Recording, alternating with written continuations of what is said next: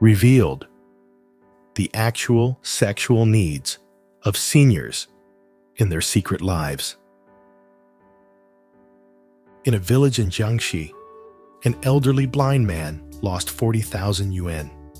He immediately accused the village leader of stealing the money when speaking with the police. Despite being blind, he was able to quickly identify the suspect. It turns out that the village leader has a notorious reputation for transporting sex workers on his motorcycle to the homes of the elderly villagers. Each transaction cost 70 yuan, with the leader taking a 20 yuan commission from the women. The elderly blind man who lost his money was a client of one of these women. He noticed the money was missing after hearing a noise from the wardrobe during the encounter, but only realized it was gone later. This incident revealed a hidden secret in the village. Elderly people frequently engage in sexual transactions, particularly in these hard-to-monitor rural areas. Elderly individuals who have been living alone for years are the primary clients of these sex workers. Even some married elderly men whose spouses have aged have become clients. The revelation shocked many people. In China, two groups are particularly reluctant to discuss sex: minors, who are expected to remain innocent, and the elderly, who are expected to abstain as they age. However, in the hidden corners of society, the desires and vitality of the elderly can often surpass those of the young. Do your parents still have a sex life? This question was once posed to young people in a media survey. The responses were nearly unanimous.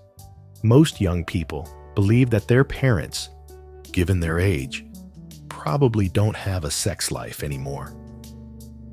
Some mentioned that their parents have been sleeping in separate rooms for years to avoid disturbing each other's sleep. Others pointed out that with advancing age, their parents' bodies might not be able to handle intense physical activity, which could raise heart rate and blood pressure, posing a risk to their health. From these perspectives, it seems like a foregone conclusion that the elderly no longer have sex lives. But is this really true? Sociologists have conducted studies specifically on the sex lives of the elderly, slowly lifting the veil of shame surrounding the topic. Survey data reveals that sexual activity among Chinese individuals aged 61 to 80 has notably increased, indicating a clear demand for sex among the elderly. In fact, 53% of elderly people still maintain some frequency of sexual activity. This contrasts sharply with the assumptions of the younger generation. Additionally, research shows that sexual health and satisfaction play a significant role in the overall well-being and mental health of elderly individuals.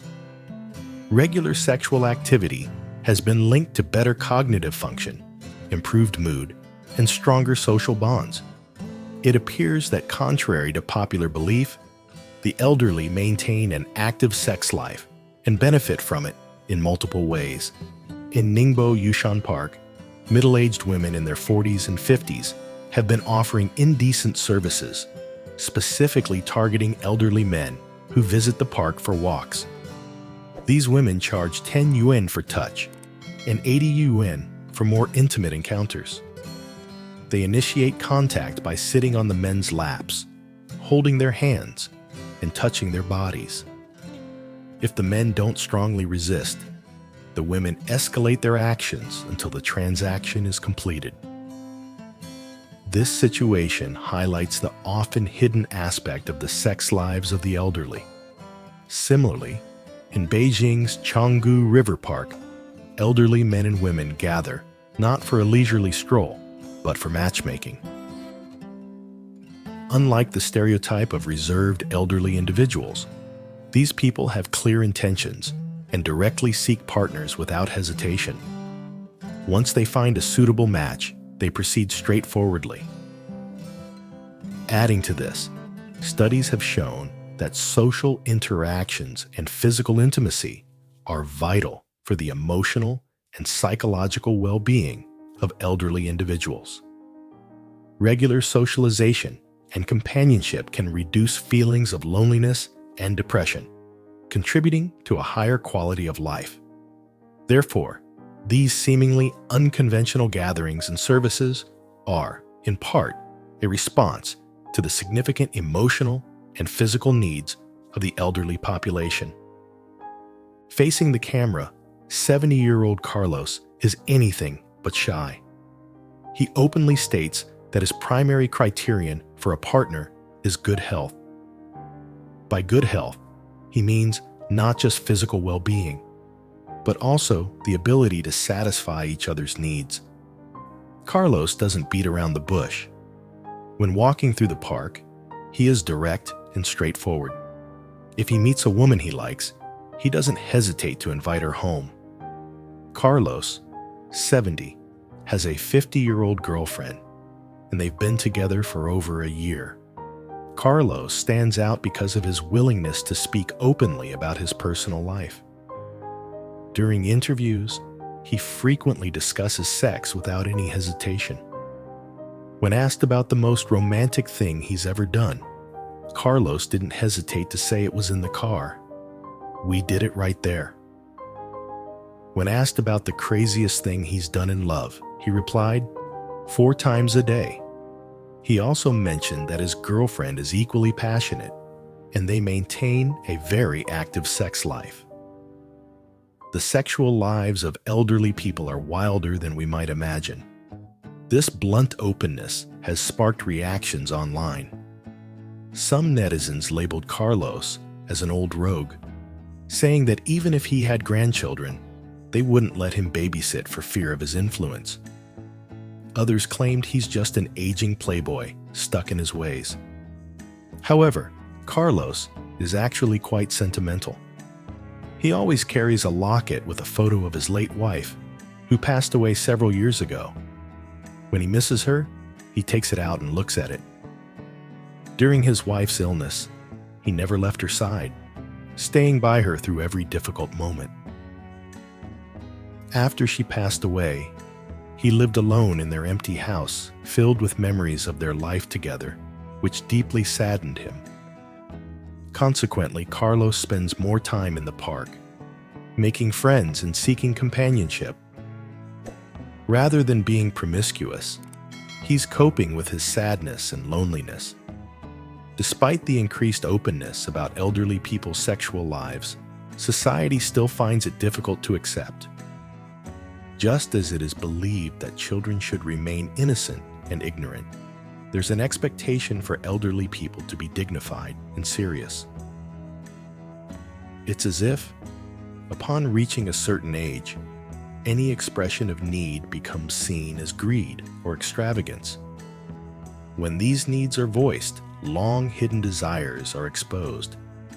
Instead of receiving understanding and support, they often face criticism and condemnation.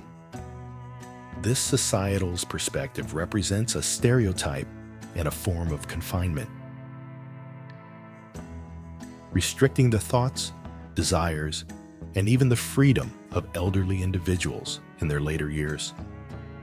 In addition to Carlos's story, sociologists have noted that the sexual health of elderly people is a vital aspect of their overall well-being. Studies indicate that an active sex life can contribute significantly to mental and emotional health, reducing feelings of loneliness and depression. Regular physical intimacy has been linked to better cognitive function and greater life satisfaction. Therefore, the presence of such relationships among the elderly, whether casual or serious, reflects a natural and important aspect of human life that continues well into old age. Moreover, the media's focus on elderly people's sexual lives is slowly changing perceptions. Programs and articles that address these topics openly, are helping to destigmatize the conversation.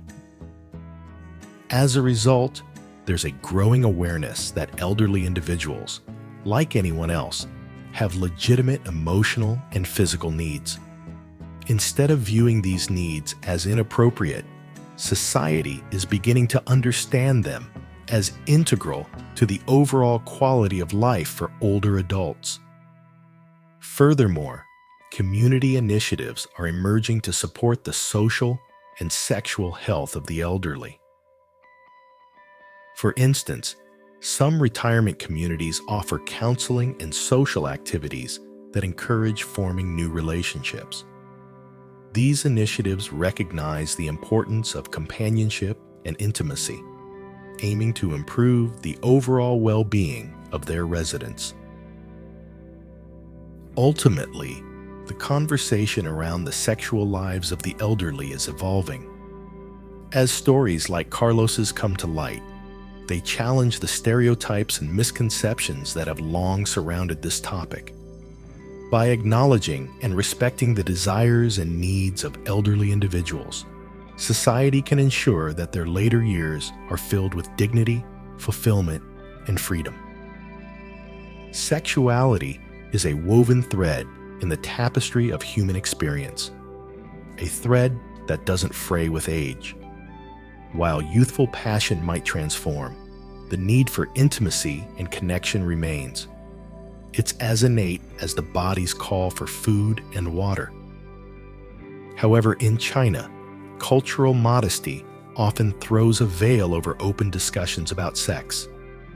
This shroud of silence surrounding a natural human experience creates a breeding ground for more significant issues. A stark illustration comes from the World Health Organization's report. HIV infections among older adults in China have skyrocketed by a factor of 5 since 2019, with men over 60 making up the bulk of cases. Consider the heartbreaking case of Mr. Qin, a 102-year-old man from Jiangxi. Weakened and hospitalized, his family grapples with his diagnosis. Only after persistent questioning by doctors is the source of the infection revealed: paying for sex. While this practice might be more common among some elderly individuals, particularly those widowed or facing physical limitations, societal stigma keeps it shrouded in secrecy. Just like hunger compels us to seek nourishment, sexual desire seeks an outlet. Confronted with empty beds and unaddressed needs, some seniors might resort to risky and illegal means to find solace. The fear of judgment, however, keeps them silent, leading to a situation where regret becomes their only companion after facing devastating health consequences. Beyond soliciting prostitutes, a hidden web of risky encounters ensnares some older adults. Take Meister Li from Beijing, a man in his 50s. Square dancing, a seemingly harmless social activity, transformed into a breeding ground for unprotected sex. Unaware of the dangers, he had sexual relations with over 50 partners. Mr. Li's health soon deteriorated, culminating in a devastating HIV diagnosis. The social stigma surrounding HIV fueled his shame, leading him to isolate himself and forego proper medical treatment. This not only worsened his own health, but also unknowingly put his former partners at risk, resulting in additional infections. This scenario highlights a critical, yet often overlooked issue: the deafening silence surrounding sex in later life. Fear of judgment acts as a powerful gag order, preventing many elderly individuals from openly discussing their sexual needs or seeking information about safe practices. Even a simple act like buying condoms can trigger unwanted labels and malicious gossip. Furthermore, some seniors mistakenly believe that aging eliminates the need for protection, a dangerous misconception that fuels risky behavior. This pervasive lack of knowledge about sex and safety among older adults creates a toxic mix of misinformation and irresponsible practices, jeopardizing the well-being they deserve in their golden years. The current situation reflects a double neglect: the silence of the elderly on matters of sex and the dismissive attitude of younger generations towards their sexual lives. This societal denial allows a real problem to fester in the shadows. Shame and societal pressure leave seniors trapped in a double bind, unable to acknowledge their needs openly, yet equally unable to resist their natural desires. This secrecy fosters a situation where severe consequences, like HIV transmission, lurk beneath the surface, waiting to erupt.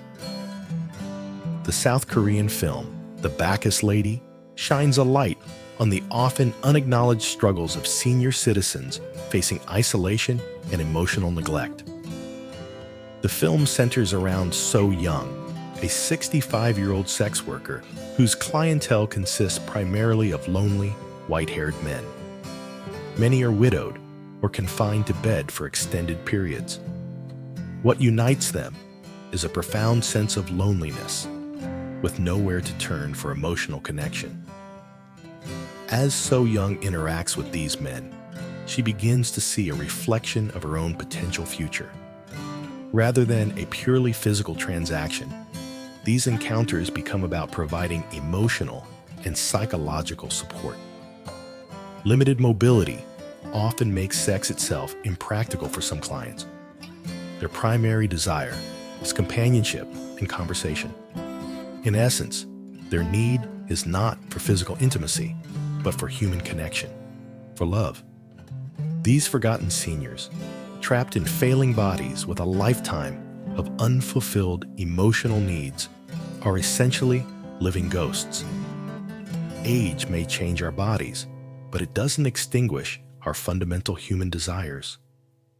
Older adults have the same right to emotional and physical fulfillment as anyone else. Their needs shouldn't be silenced by shame or moral judgment. Society's expectations of seniors being chaste and emotionless do them a disservice. They deserve a life free from such restrictive norms. Thank you for listening. I hope that everyone understands the importance of family support in old age and takes steps to ensure a happy and peaceful twilight years.